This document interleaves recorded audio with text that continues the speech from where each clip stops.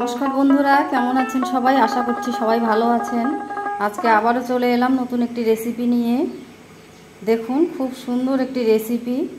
আজকে আমি বানাবো ঢেঁকি শাক ভাজা। আপনারা অনেকে অনেকভাবে খেয়েছেন, আমি যেভাবে বানাবো আপনারাও একবার এভাবে বানিয়ে দেখবেন। আর ভিডিওটিতে একটি লাইক দিয়ে শুরু থেকে শেষ পর্যন্ত দেখার অনুরোধ রইল। নিয়েছি ঢেঁকি শাক। শাকগুলো এখন আমি ভালোভাবে বেছে নেব। ভালোভাবে বেছে ধুয়ে নিয়েছি। এখন কেটে নেব। দুই ভাগ করে নিলাম, ছোট ছোট করে কেটে নেব।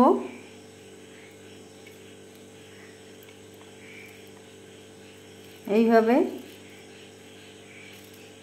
ঢেঁকি শাক ভাজা খুব সুন্দর লাগে বন্ধুরা। এইভাবে আমি সবগুলো শাক কেটে নেব। আপনারা বটিতেও কাটতে পারেন। কেটে নেওয়া হয়ে গেল। আর নিয়েছি এখানে রসুন, কাঁচা লঙ্কাগুলো আমি চিড়ে নিয়েছি। কড়াইয়ে সরিষার তেল দিয়ে দিলাম, কালো জিরে, রসুন,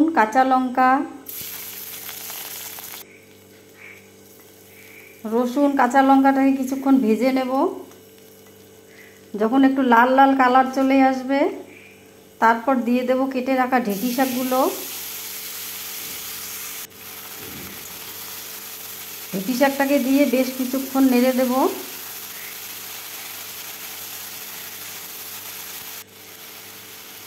তারপর দিয়ে দেব পরিমাণ মতো লবণ, হলুদ হাফ চামচ। আমার চামচটা ছোট তাই হাফ চামচ দিয়ে দিলাম। অনেকে আবার ঢেঁকি শাকে হলুদ দেয় না, কিন্তু আমার হলুদ না দিলে শাক ভালো লাগে না। তারপরে ঢাকা দিয়ে দিলাম 3-4 মিনিটের জন্য। 3-4 মিনিট পর ঢাকাটা খুলে নেব।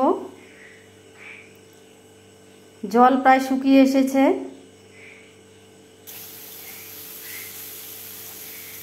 দেখুন, তারপর দিয়ে দেব সামান্য একটু চালের গুঁড়ো। এটা আমি তুলসী ভোগ চালের গুঁড়ো দিলাম। আপনারা অন্য চালের গুঁড়ো দিতে পারেন। এই চালের গুঁড়োটা দিলে সেন্টটা ভালো হয় শাকের। একবার বানিয়ে দেখবেন এভাবে, খুব সুন্দর খেতে। এইভাবে ভেজে নেব আমি। দেখুন, সম্পূর্ণ জল ভালোভাবে শুকিয়ে গেছে।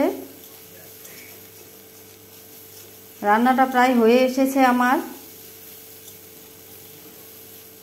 তো বন্ধুরা, কেমন লাগলো আমার আজকে ঢেঁকি শাকের রেসিপিটি অবশ্যই কমেন্ট করে জানাবেন।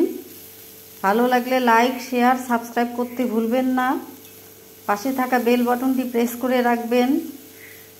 যখনই নতুন কোনো রেসিপি আমি আপলোড করব তখনই সবার আগে আপনাদের কাছে পৌঁছে যাবে। তো বন্ধুরা, আজ তাহলে এ পর্যন্তই। আবারও দেখা হবে নতুন কোনো এক রেসিপি নিয়ে। সবাই ভালো থাকবেন, সুস্থ থাকবেন।